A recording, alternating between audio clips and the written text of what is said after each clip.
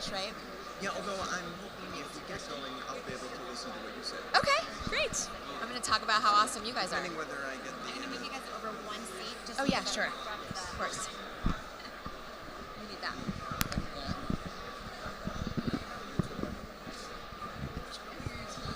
All right.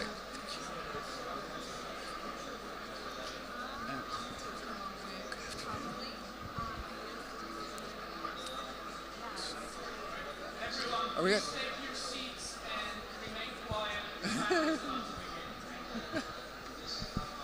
Bulgarian enforcer. Do you have a microphone? Are you set? You do. All right, thank you. All right, good afternoon. We're going to get started. I am Andrew Deutz, the Director of Global Policy and Conservation Finance with the Nature Conservancy. And welcome to the Nature Zone. We're going to be talking about greening sovereign debt. I'll just say, this has been a topic that's kind of taken off this week. Coming out of the IMF World Bank annual meetings last month, there were a couple of key points that emerged really top of mind for me, which were the world is facing a debt crisis, the world is facing a climate finance crisis, and these two crises need to be solved together. So we're going to talk a little bit today about how we might do that and how we might use sovereign debt markets, link them to climate and conservation outcomes, and talk about the practice. So if we get started, I've got my colleague, my boss, Jen Morris, our CEO, and Scott Nathan, who are going to give little introductory remarks, and then I'm going to bring up a panel of experts of folks who've actually been doing these kinds of deals to talk about how we scale them. So first, let me introduce Scott Nathan. He's the CEO of the U.S. International Development Finance Corporation. He brings extensive experience across both the public and private sectors. He has worked in the investment business for over 20 years. He served in the Obama administration in both the State Department and the Office of Management and Budget. And he's been a partner with us on some of the deals that we've been doing. So I would like to invite you, please, to kick us off and frame up the discussion for us. Well, thanks so much for the introduction. Can you hear me okay? No. It's funny. Okay. Ooh, that's a lot better. Well, thanks so much for the introduction. It's great to be here. Thanks for hosting us. The Nature Zone is a great concept. I love the photo of places that the Nature Conservancy has helped preserve, and it's terrific to be here to celebrate our partnership. You know, I've been here at COP for a couple days, and it's really energizing, fantastic to be a part of the discussion here. The U.S. International Development Finance Corporation, the DFC, the organization that I lead, is the development finance institution of the United States. We try to help mobilize capital to solve the developing world's problems. We have a range of tools across lending and technical assistance, equity investments, and importantly, political risk insurance, which is quite relevant for the discussion today. In this past fiscal year that just ended in September, fiscal year 2022, I'm really proud that I was able to announce yesterday at COP that we blew away all of our previous benchmarks, set a new record for investing in climate-linked projects and companies. We did in that year $2.3 billion of transactions. It's critical that we continue to move that goalpost forward, and we intend year after year to work as hard as we can to keep bringing climate finance solutions to bear on what is this incredible crisis. $2.3 billion is a lot, but it's not enough, and we're going to keep working to set new records. The projects that we supported over the last year range from renewable power, sustainable clean energy power generation, to e-mobility, clean transportation, projects that train farmers in climate-friendly practices. Agriculture is an incredibly important part of our strategy. We're really looking to advance conservation in fragile ecosystems around the world. This reflects the breadth and the depth of the type of projects we're interested in pursuing. And like all the efforts that we make, this is about bringing private capital, opening up the private markets, innovative solutions, tapping into the depth of the private capital markets to help solve these problems. And you know, our partnership with the Nature Conservancy is a key example of this kind of goal, of this kind of activity. TNC has set the standard for innovative finance in both advanced and developing economies. The transaction that we'll be referencing today, that we'll be celebrating, is what we call blue bond transaction in Belize. We were able to help restructure sovereign debt that was weighing down the balance sheet of that nation. And we were able to reduce it by an estimated $180 million, providing relief to the debt burden that they face. The debt for nature swap that we'll be talking about represents, at that time, the world's largest sovereign debt conversion for conservation.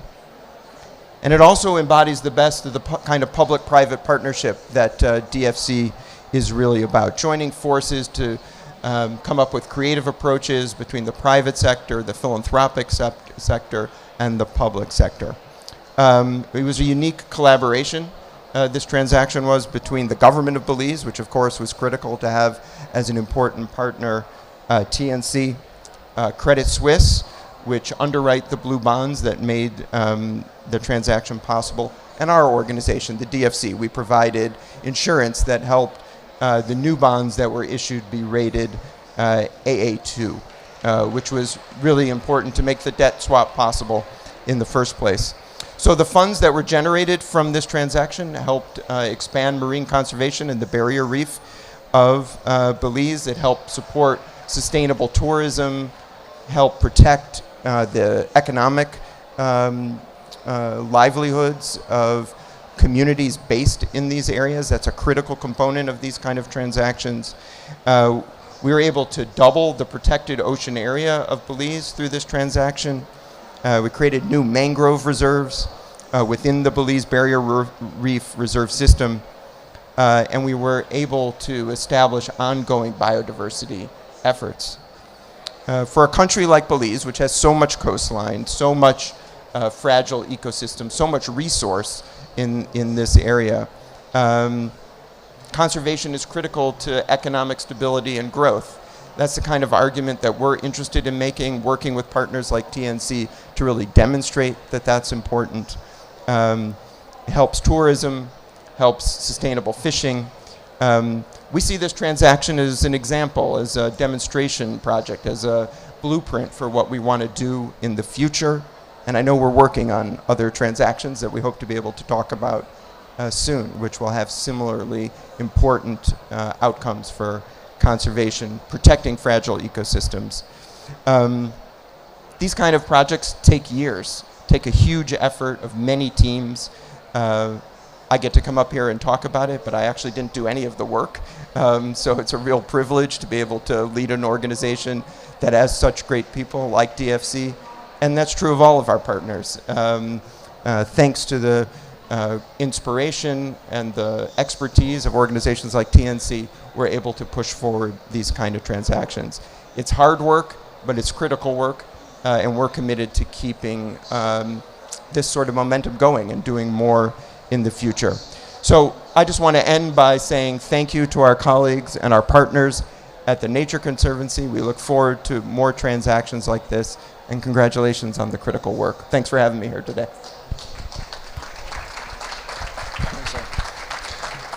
So thank you for your partnership and your support on these and your insights. And our goal is to do more of these, but ultimately our goal is to get everybody to do these so that we're mainstreaming. So I'm going to ask Jen to sort of tee up the agenda. What does the agenda look like to take this model of linking debt sustainability to climate and conservation KPIs? How do we take that to scale? Thanks, Mary. I'm going to stand up because I'm really tired and it helps me get a little bit more energy. So first of all, I just want us to take a moment and celebrate what's happening right now. For the first time, we've talked about the holy grail of private capital going into conservation and climate finance. We've all been discussing how great it would be when massive amounts of private sector money can get into this space. This is happening. This is the implementation cup, and you all are sitting here in this audience experiencing the reality that it can happen. It's no longer the holy grail, and institutions like the DFC and the IDB are the pioneers. They have been the connective tissue between philanthropy that is wonderful, essential, but we know has limitations. In fact, there was a report that Nicholas Stern put out yesterday that said we're going to need $2.2 trillion a year to deal with the climate crisis. There's not enough philanthropy in the world that can manage that. We have to have private sector actors, but if we don't have credit enhancements like those provided by these incredible institutions, we won't get anywhere. So I'm going to give you a few summary stats of the art of the possible, what we have been able to do here. We started the first transaction in the Seychelles in 2016, thanks to the partnership of the government of the Seychelles. We didn't do another one for 5 years. And it took us a while to figure out the model. How could we do it? How could we make sure that we can replicate this? And now we've not only done the Seychelles, but we've also done Belize, that was mentioned by Scott, and Barbados. Together, that was $500 million in debt conversions that led to $230 million in money for conservation and coastal resilience. The impact of that, in terms of spatial impact, has been an area of almost half a billion square kilometers of commitments for marine conservation in just those 3 countries alone. And guess what? We used private capital with these credit enhancements to do that.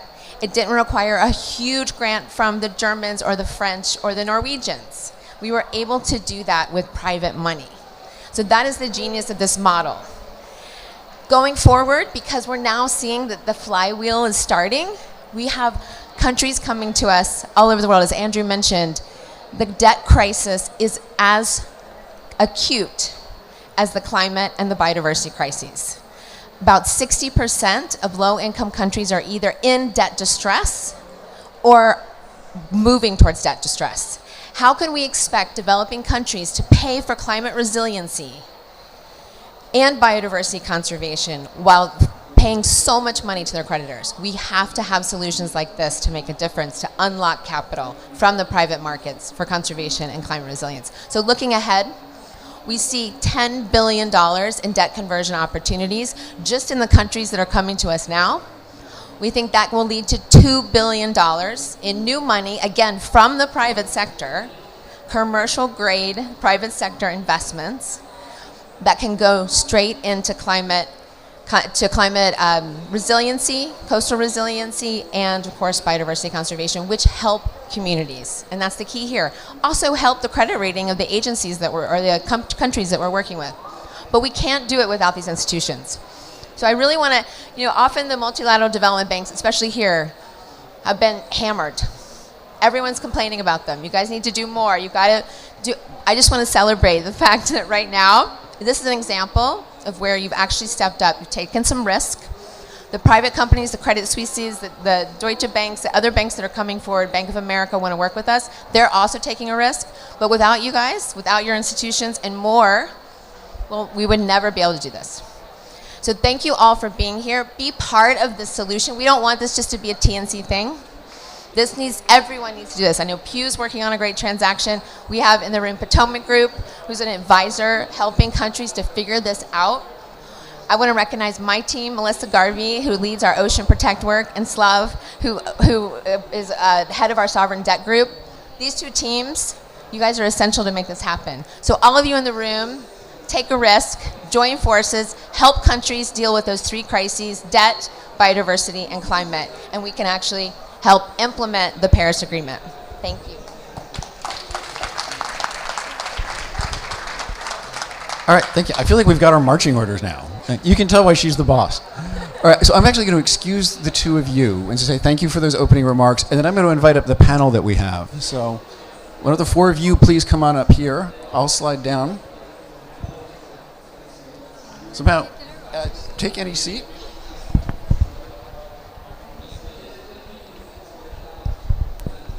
So let me just introduce our panelists to you, right? Because these are some of the experts who've actually done some of these transactions, and we're going to talk about how we go to scale. So just going down the line here, Jean-Paul Adam, who is the Director of Technology, Climate Change, and Natural Resource Management for UNECA. and also the former finance minister of Seychelles. So one of the few people in the world who's actually experienced how to do these deals. To his right, Sonia Gibbs, who's the managing director and head of sustainable finance at the International Institute for Finance, representing basically the private sector's actors in this space. Next to her, Juan Pablo Bonilla, who's the manager of climate change and sustainable development at the Inter-American Development Bank. They were a credit enhancement or guarantee partner for the Barbados transaction. And at the end of the line, Vimal Thakur is a senior economist for the IMF in the IMF Institute and one of the co-authors of the new IMF working paper on climate debt swaps, or debt for climate swaps, I should say. So let me just start off with Sonia, because I know you have to leave a few minutes earlier. But as Jen said, the holy grail that we've all been looking at in the climate finance debate for years is how do we crowd in the private sector? We've got a model. How do we scale it? So what is the private sector looking for to be able to take this model to scale and bring more private resources into new debt issuances, debt refinancing to support countries in improving their finances and their climate and conservation outcomes? Is it structuring? Is it credit enhancement? Like, what does the private sector need to see to help scale the model? I think I can answer this in about 4 words, sort of market depth, liquidity, scale, standardization, and in the case of debt restructuring, when you're trying to incorporate nature and climate solutions, you need a lot more visibility, a lot better understanding of what this is all about, and adequate pricing. So, but let me take a step back and just say thanks to you, Andrew and Jen and TNC, for bringing this all together. Such an important topic. I'm going to speak from the perspective of the IIF, the Institute of International Finance in Washington, D.C. We're a global association with over 400 members all over the world, 70 countries. And what's interesting about the IIF is that we represent the whole spectrum. So it's institutional investors, asset managers and owners, pension funds, sovereign wealth funds, family foundations, so all the kind of players that you need to make this market grow.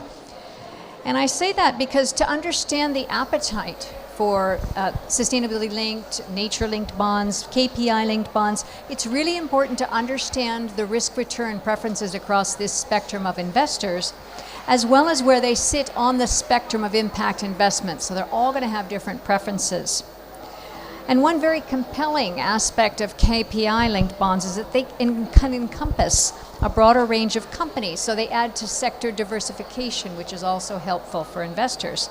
And this can be instrumental to net zero transition planning for investors. That's a big theme here at COP, obviously, is getting your net zero transition plans in place. So this type of instrument for fulfilling your climate and nature finance goals is super important.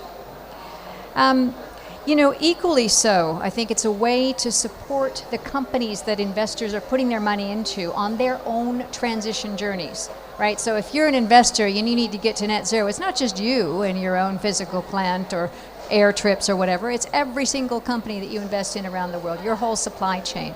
So this is a way to help make that happen. Now, obviously, we've got super tough market conditions here. This is a lousy market, rising rates, inflation, high volatility. But the appetite for sustainability-linked bonds is held up fairly well against the broader market disruption. And I'll illustrate with a few examples from our research. And I shout out our Director of Research here, Emre Tiftik, who does all the work on these statistics. So the overall ESG debt universe has really grown pretty rapidly. It's now near 4.5 trillion, and that's triple the size it was in 2020. And total ESG debt issuance was down about 15% this year. However, sustainability-linked bond issuance has held up quite well, on a par with 2021, which was reasonably strong. So one of the things investors like about KPI-linked bonds is the broad range of potential targets. These can be environmental, energy efficiency, emissions reductions, or social, or of course focused on natural capital, biodiversity, and so on. And that's great for issuers as well, right? Because they can choose their own adventure, align their bond structure with their own sustainability performance targets, and improve their ESG performance credentials. Another benefit is that the KPIs, the key performance indicators, are firm-wide. So it's not like a project-based use of proceeds where a firm's broader business practice and trajectory might have a negative impact on their environmental sustainability. But it's a small world, after all, still. The whole sustainability-linked bond universe has mushroomed to 180 billion in issuance from almost nothing in 2020. 3/4 of this is from mature economies. We need a lot more going on in emerging economies where China dominates. So there's potential, tremendous potential here. And one very important point is to get sovereign issuance going. To date, we've only had Chile, Uruguay in this space, and here the work, Simon, your work on the sustainability-linked sovereign debt hub, tremendously important here, because with sovereign issuance you get benchmarks, you get precedent, you get yield curves, all that great stuff. So under favorable market conditions, we think that sustainability-linked bond issuance could reach 800 billion annually by 2025 from around 100 billion at present, so that's a huge improvement. And I completely agree with Jen on the reasons for optimism. You've got this big surge in interest in ESG investment.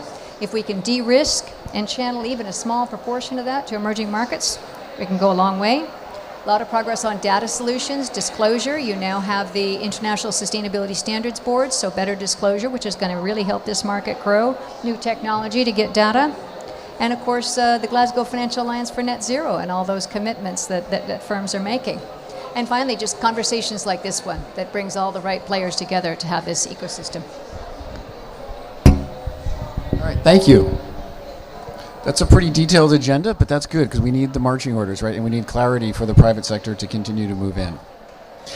Let me go now to Vimal from the IMF. So having drafted this new paper from the IMF looking at debt swaps, how does the IMF see the case for debt conversions linked to climate and conservation outcomes, or new debt issuances linked to climate outcomes?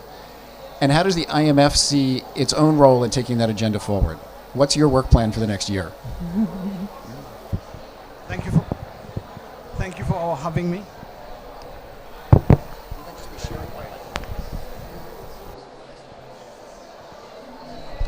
Thank you for having me here, and pleasure to talk about the Debt for Climate Swaps agenda and our work within this context. As Jennifer rightly pointed out, the world is facing two problems: a debt problem, a climate problem. And under normal circumstances, the debt problem would be addressed with adequate climate finance, and the climate problem would be addressed with adequate climate finance, and the debt problem would be addressed through fiscal reforms, through growth-enhancing reforms, and where debt is unsustainable, we could look at debt restructuring. Of course, the situation is that climate finance is not adequate, and debt restructuring takes time, and it's complex.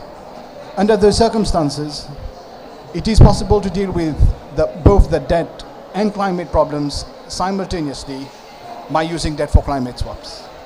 And this is very important because what it is doing is it is creating the fiscal space for some of the most climate vulnerable countries to undertake policies that enhance their climate resilience and help them on a path of sustainable growth.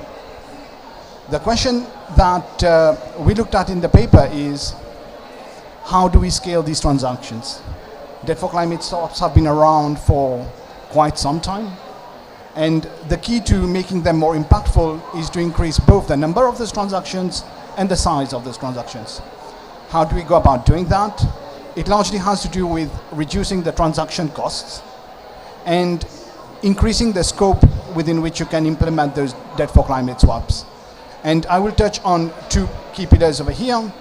First, within the climate agenda, we could think about how to link debt for climate swaps with broader objectives away from single projects. These single projects are costly to monitor.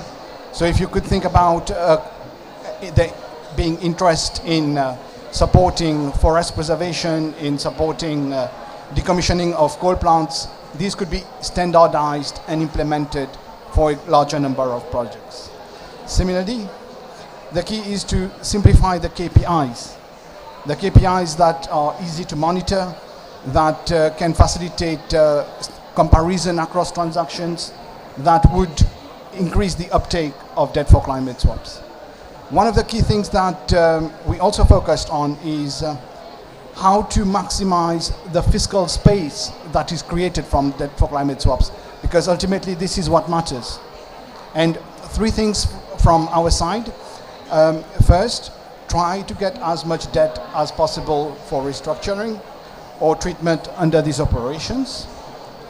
Try to buy back the debt at the maximum possible discount, ideally on the secondary market. And the third thing is to leverage the green instruments, particularly the green bonds.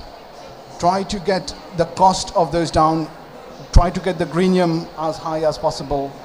And within that, there is scope, as we saw with both Belize, Seychelles, there is a scope for de-risking and lowering the cost of those transactions and make them investment grade. So this is how we see it in terms of increasing the space from those transactions. Now, where does that lead the fund in terms of our work on this going forward? We are integrating more of the climate risks into our analysis, including in the context of the debt sustainability analysis. And the second thing is we have recently launched the Resilience and Sustainability Trust, and Bangladesh being the fourth country that where a staff level agreement was reached yesterday. So under the Resilience and Sustainability Trust, countries implement policy reforms that enhance their resilience to climate change, and there is scope within this environment to use some of the financing that is available to countries to finance debt buybacks or to provide for guarantees. But also we need to take a step back and think of the bigger picture, in that what happens when a country is climate vulnerable is its sovereign premium goes up because of the riskiness goes up. And to the extent countries implement resilience enhancing reforms under the Resilience and Sustainability Trust, this would also help to reduce the overall sovereign premium as well. And there is significant interest in the Resilience and Sustainability Trust, and we will be helping our member countries with this over the next year. Thank you. Thank you. Thank you. So that's an ambitious agenda for the IMF. We're really glad to hear that there's take-up of the RST and that can help to further the linkages between debt and climate. Next, I'm going to go to Jean-Paul Adam, and I'm going to ask you a question based on two different hats, right? Because in your work at ECA, you've been supporting the Coalition for Sustainable Debt among developing countries trying to lay out how to engage and further this agenda. But in your second hat, as the finance minister of Seychelles, when we did the transaction, you've actually seen this from the inside as the finance minister. So both from the countries you're working with and your own experience, why do developing countries want to do this? Why is there an interest in scaling up this from this perspective of the debtor countries? Thank you very much, Andrew. And so perhaps I'll speak more from the Seychelles perspective first and then talk about the UN. So this is Seychelles, in case you hadn't realized. So I'm very proud to obviously be from there, and also proud of the work that we did with the TNC and the continued association that took place. So perhaps just to go back, one of the main things around the debt swap was we were aiming for a much larger amount. The Seychelles debt swap ended up being a relatively small amount. But what made us decide that yes, it was still interesting to go ahead was that we had already committed to a plan of marine conservation, which was aligned with our economic development plan, which was focused around ecotourism and sustainable fishing. So the Marine Spatial Plan was absolutely linked, the implementation of it was linked to the creation of marine protected areas and the need to raise resources for it.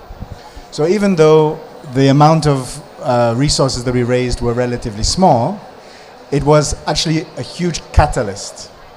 And the resources that we raised actually were used to create a trust called the Seychelles Conservation and Climate Adaptation Trust, referred to as SECAT. And that trust was set up in law with the TNC as partners. And it has disbursed money since 2016 into conservation projects, a lot of them run by civil society, a lot run by community-based organizations, and it has been hugely successful. But that first debt swap also generated, firstly, capacity within the government, And it allowed us to then anticipate to do a blue bond.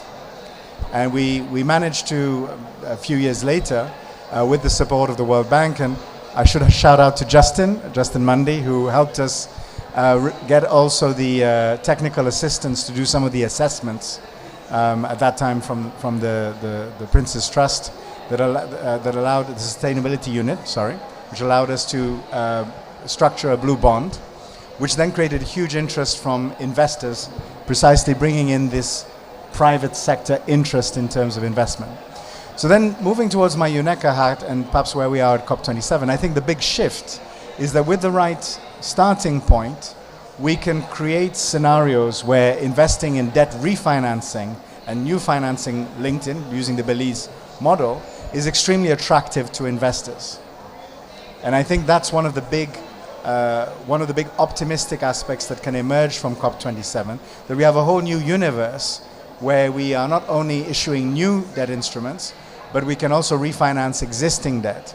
And that is interesting not only for countries that have debt problems, but for countries that are just simply looking for rationalization of their current circumstances and need some increased liquidity in the immediate, but liquidity which has a purpose very specifically to be invested in climate resilience and climate action. So the work that we're doing at UNECA is to support the idea of a sustainable debt coalition, which is extremely new. The minister only announced it yesterday.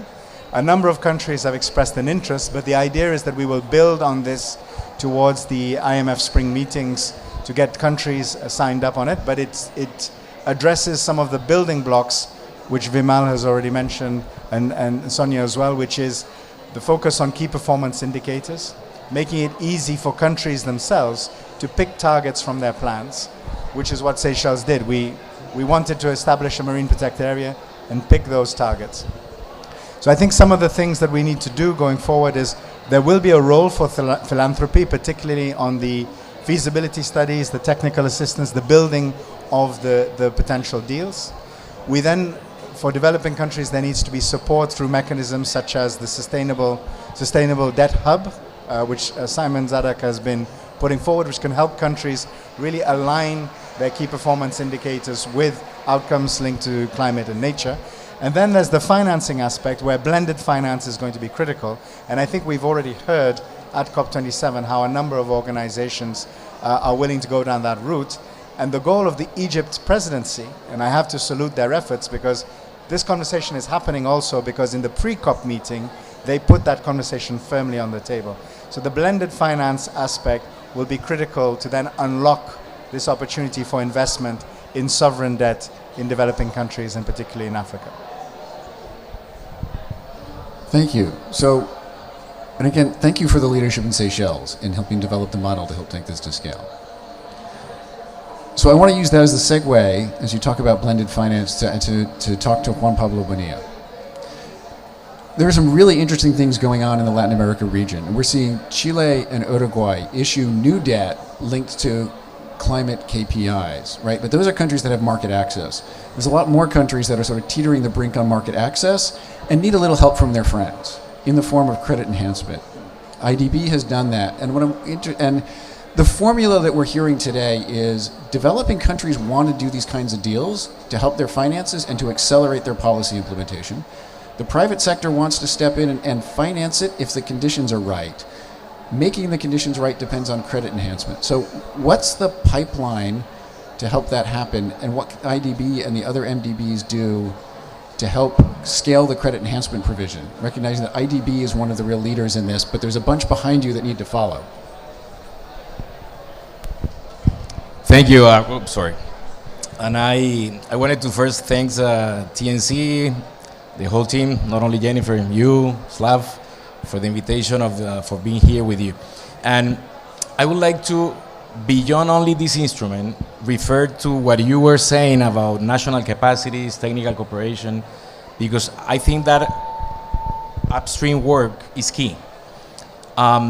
Many people hear about mobilization, but nobody is really recognizing that we need to start by assessing the institutional capacity of developing countries to do this.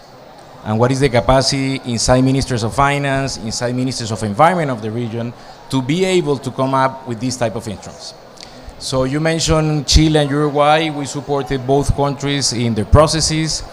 Yesterday with Azucena, the Minister of Finance of Uruguay, we were discussing that the key for the bond, it is the first sustainability-linked bond, I think, in the world, with the step down and step up linked to KPIs. And she told me, listen, without the technical cooperation that the IDB did in advance to develop the framework, the KPIs, the monitoring system, this would have been possible. So that happens with all developing countries. And you mentioned two examples like Chile and Uruguay with a lot of capacity. So I think that work in advance, NDCs, action plans of biodiversity, defining frameworks, taxonomies, and KPIs is the key to then being able to scale up and reduce the timing once you use the instruments. So before going to the debt swap, at the IDB we're trying to develop new instruments related to making the link of ministers of finance and environment to move forward. Yesterday I was in a panel with the US Treasury. We were the first MDB developing the contingency lines for natural disasters. It's a contingency line for the Minister of Finance for natural disasters, but the key, the incentive to do that, Minister, was that it was not affecting the envelope of lending of the IDB with the country. It was additional to. And second, you didn't have to pay any interest until you use the contingency. So we have 17 countries already at the region, $3.9 billion of a contingency credit line using that facility, but we thought we needed to go beyond. So we established in the last year and a half the hurricane clause. In every contract of any country that has the contingency line, any new lending or guarantee can introduce in the project loan contract a hurricane clause, and if they have a hurricane or a flooding or any other disaster, they can postpone the payment of the principal for 2 years. BidInvest, our private sector part, is starting to do the same. They're doing sustainability-linked lending. Engie was a very good example to close coal power plants in Chile, but they introduced the El Niño clause that now has become the climate clause into private sector contracts, also to protect private sector companies. But they are also working a lot in advance for the project preparation of that. So, to finalize that, we need a lot of technical cooperation and support of different actors to work on the NDCs, action plans of biodiversity, I'm already talking about COP15, and the capacities at the Ministries of Finance and Environment. That's why the IDB created a platform for Ministers of Finance. We launched that 2 months ago. We had 22 Ministers of Finance of the region for climate and sustainability. And if there is somebody from the German government, thank you. We got $30 million from Germany for the platform to start creating the capacities in the Ministries of Finance, not only to the instruments, but to making the link of NDCs, action plans of biodiversity, with investment plans and national development plans led by the Ministers of Finance. That's going to take a lot of time, but we're starting. So, now, Barbados. Barbados, we started working at least 3-4 years ago with the government of Prime Minister Mia Mottley in the Roof to Reef program, in updating their NDC, in working on the action plan of biodiversity with technical cooperation and creating that capacity. So I think that was essential for the debt swap that we did together with Nature Conservancy, in which, as Jennifer told, we're using our AAA rating with the guarantee of IDB plus the guarantee of TNC to enhance the credit, and the savings that are going to be about $40 to $50 million will go to the Barbados Environment Fund, Environment and Sustainability Fund. But in addition to the guarantee, that, by the way, the guarantee already has the hurricane clause, or the flood clause, just in case, we are going to have a technical cooperation for $600,000 for the people that is in the government and will participate in the fund to continue creating that capacity, and as well as the capacity for marine planning. This example, I think, as Jennifer said, has been an amazing example of working together. I want to thank, I hope they are connected or we'll see this in stream, John Prats, Greg Watson, and Jennifer in Barbados for the work that they have done jointly with TNC. And going back to your question, I think there is a lot of possibility to scale this up. We just need, again, to increase the capacity in both ministries and make that link. I think that's going to part of our role as development institutions beyond the instrument. Is creating that capacity and having technical cooperation for the frameworks, KPIs, and strengthening the teams in both Ministries of Finance, Ministries of Environment, and in other sectors. All right, thank you. So it's not just the credit enhancement, it's the capacity building in the governments as well. Jean-Paul is nodding, so we'll take that as verification. So thank you. So we're starting to see the emerging model, right? What it's going to take in developing countries, what it's going to take for the private sector, what it's going to take for the credit enhancement. We've heard a lot of conversation in other forums here this week about reforming the MDBs. But what's interesting, in my youthful NGO days, it used to be the NGOs standing in the corridor saying, reform the MDBs. Now it's the leaders of those institutions saying, we're going to reform these institutions to make them sort of fit for purpose in the climate world, which I find really encouraging. Part of what we need is some knowledge sharing now, right? We've got a couple of examples, but we need to figure out what are the lessons, how do we share that? So I'm gonna pick on a friend in the audience here, Simon. If you could maybe just give us a word or two on the Sustainability-Linked Sovereign Debt Hub and the information sharing role that you're playing, and then I'm going to throw it off to questions. Thank you. Thanks very much. And I don't know how many sessions you will be to on KPI-linked climate-related financing. I think this is my 15th in the last 3 days. That's why I'm looking a bit tired. But it does tell us that this conversation is sitting within a bigger conversation about a shift towards performance-based financing, whether we look at carbon markets or biodiversity credit markets or JETPs or indeed sovereign debt. So it's interesting not to take the attention away from the sovereign debt space, but to sort of see how this is part of actually, in a sense, the story from COP27. Yeah, just this sort of emergence of multiple different ways of thinking about performance-based financing. And also in the sovereign debt space. You know, we've heard some fantastic examples today. Also this morning, we had 3 ministers from 3 countries talking about what they've been doing, including the minister from Uruguay. And what's clear is that we're in an early stage of experimentation. Yeah, and that's true when we're talking about standalone single debt issuance. That's true when we're talking about kind of much broader refinancing processes. That's true, you know, if there were people from the World Bank here that are looking at how to set up a fund to attach performance-based financing to existing portfolios of sovereign debt. There's lots and lots of possible ways in which this can work. And of course, similarly, and I'm pointing at you just randomly, it was not really to you at all, you know, there's how does this fit into FSAPs? How does this fit into all the various sustainability debt assessment frameworks? How does the credit rating agencies get into this? ICMA has begun to adjust, move ahead with a piece of work looking at the sustainability-linked bond principles that they've developed, principally targeted at corporates. They now have a working group focused on sovereigns that we're happy to be co-chairing along with the World Bank. We've got a lot of learning to do pretty quickly.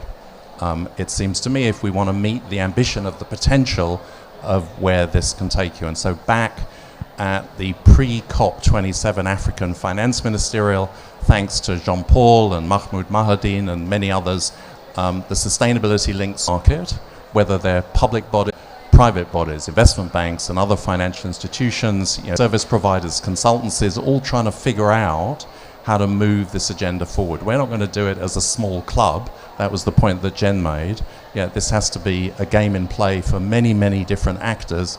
And that allows for innovation. We have to be cautious not to standardize too fast, but we do need to ensure that that innovation doesn't just lead to chaos, doesn't just lead to disappointment. We're in the middle of a greenwashing episode around sustainable finance, as we all know. Let's try not to land this in the same puddle, but to try and get quality and integrity of what we're doing pretty quickly.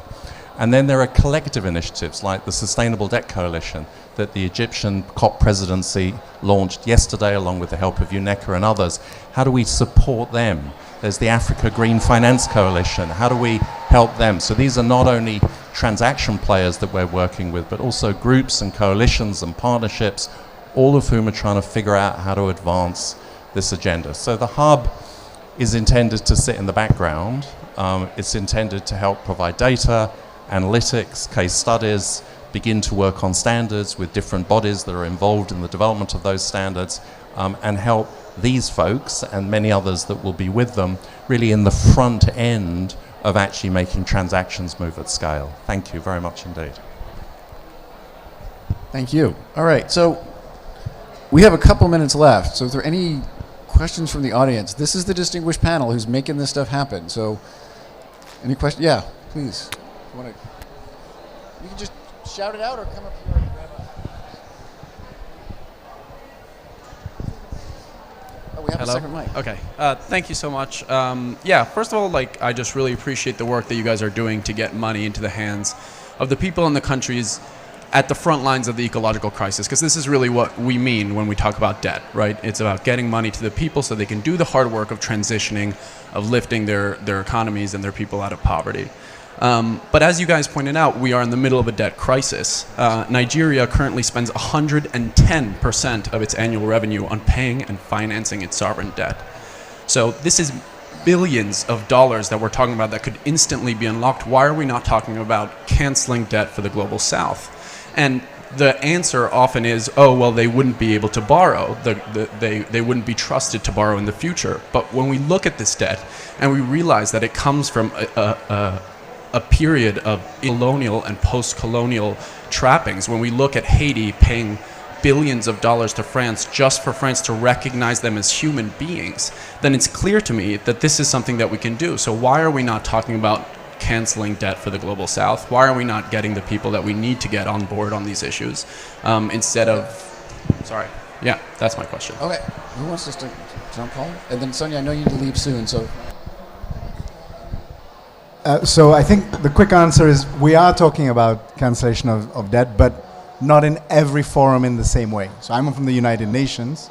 So we're supporting countries. There are some countries that are pushing for cancellation of debt. There's a conversation that's happening led by African finance ministers in the as part of the reform of the global architecture linked to the IMF and the World Bank. And one of their requests is that for countries that are at a point where they can't afford to finance to repay their debt, that cancellation be among the options being considered. But alongside that, it's not every country that's in that scenario. And there are a number of countries that have market access or are on the border or are very close to having market access. And it's about supporting those countries to do things that rich countries do all the time. The United States, European countries, if they have a bulk payment, let's say, for their debt, they will, at the right time, go to the market, refinance it, and find a way to make that debt more affordable based on their needs. What we're trying to do in this kind of scenario is give developing countries the capacity that they need to be able to refinance their debt in a similar way, but using it as a way to then give them, to actually reform the green financing options. Because once you've done these kind of operations, if I take the example of Seychelles, it opened the opportunity to then go into the capital markets for sustainable debt linked to a blue bond in a different way. By no means are debt for climate adaptation swaps a solution on their own. They are part of an ecosystem and a reform of the multilateral development architecture that is needed, but they are, I would argue, a key part of it, that without this link between debt, climate and nature, then we continue to perpetuate a problem. And so I think one of the main aims of the debt for the Sustainable Debt Coalition is to have key performance indicators linked to climate as a starting point. To have climate clauses or hurricane clauses so that there is a direct link between all to existing debt